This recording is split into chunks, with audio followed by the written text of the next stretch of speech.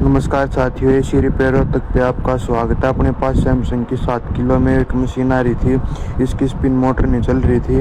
अब आप देख सकते हैं ये प्रॉपर तरीके से वर्क कर रही है। हमने इसकी मोटर चेंज कर दी है, पानी जाए जड़ी हुई थी। आप देख सकते हो साथियों, ऐसे ही टिप्स के लिए एसी रिपेयर तक को फॉलो करें। हमने पूरी मोटर चेंज कर दी है। धन्यवाद साथियों।